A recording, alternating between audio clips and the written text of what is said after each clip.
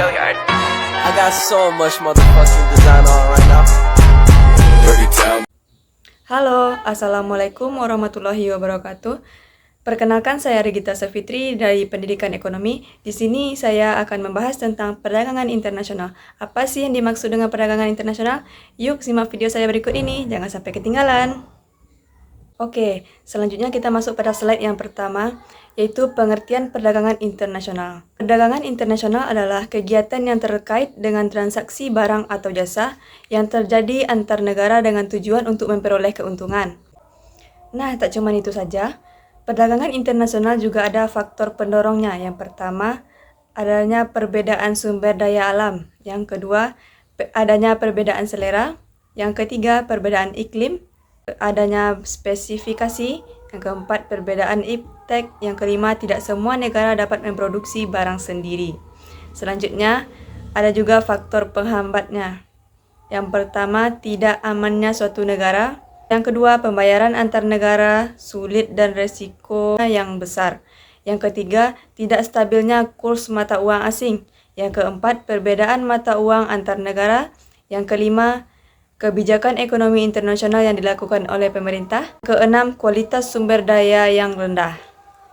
Slide yang selanjutnya kita masuk kepada apa sih teori perdagangan internasional, yaitu teori-teori yang mencoba memahami alasan setiap negara melakukan perdagangan atau pertukaran dengan negara-negara lain. Teori perdagangan internasional terbagi atas 4.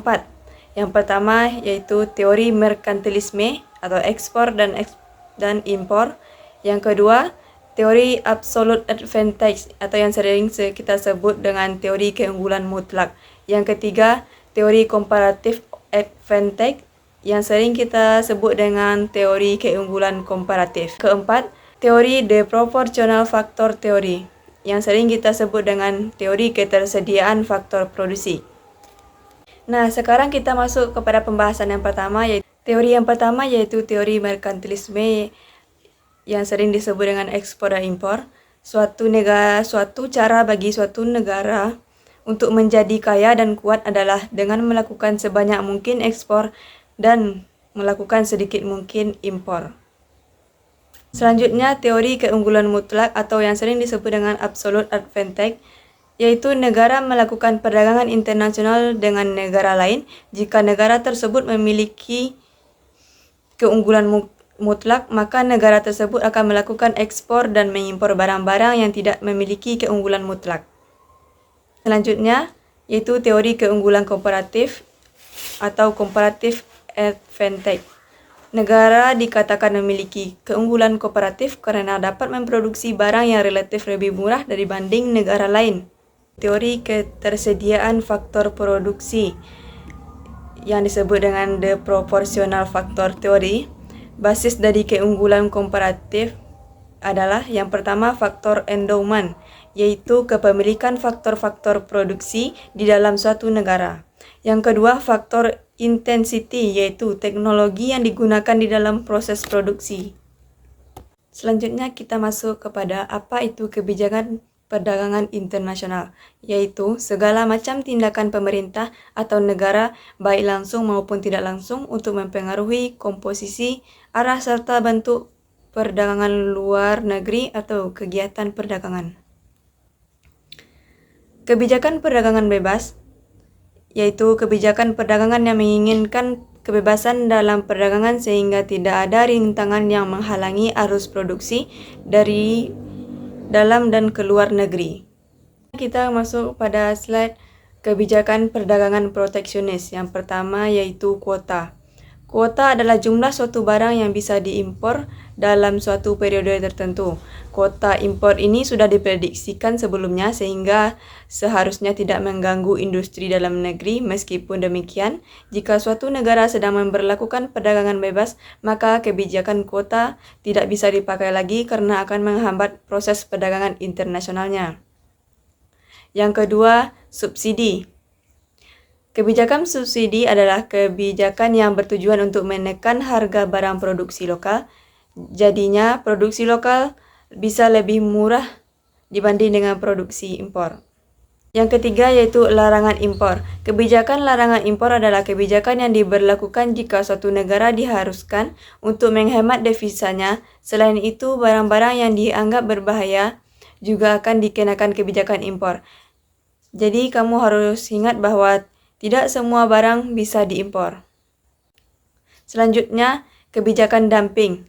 Dumping adalah penetapan harga barang yang diekspor lebih murah dibandingkan harga jual di dalam negeri. Ada kondisi tertentu yang harus kamu perhatikan jika ingin menerapkan kebijakan dumping. Jika pasar dalam negeri berada di dalam kendali pemerintah, tetapi kamu harus tahu kebijakan dumping ini sudah dilarang. Selanjutnya, diskriminasi harga. Kebijakan ini adalah penetapan harga barang yang berbeda untuk masing-masing negara. Contohnya, dengan jenis barang yang sama, harga jual di negara A akan berbeda dengan harga jual di negara B, sehingga harga barang di negara B bisa saja lebih murah dibanding harga barang di negara A. Kebijakan ini dilakukan berdasarkan perjanjian untuk memenangkan persaingan serta memperoleh keuntungan yang lebih besar. Selanjutnya, larangan ekspor. Kebijakan ini adalah suatu kebijakan untuk melarang ekspor barang-barang tertentu ke luar negeri. Beberapa alasan yang melatar belakangi antara lain karena ada alasan ekonomi, politik, sosial, dan budaya. Contohnya, larangan ekspor karena ingin mendorong perkembangan industri lokal. Jadi supaya industri lokalnya terus berkembang dan tidak manja dengan kebiasaan mengekspor. Kebijakan perdagangan internasional ini juga ada tujuannya loh. Yang pertama, mengendalikan ekspor dan impor. Yang kedua, meningkatkan pertumbuhan ekonomi dan menyehatkan neraca pembayaran. Juga meningkatkan kesempatan kerja serta melindungi industri dari sektor-sektor lain di dalam negeri. Sekian penjelasan dari saya. Jika ada kekurangan, saya mohon maaf. Wabillahi taufiq wal hidayah. Wassalamualaikum warahmatullahi wabarakatuh. Sampai jumpa.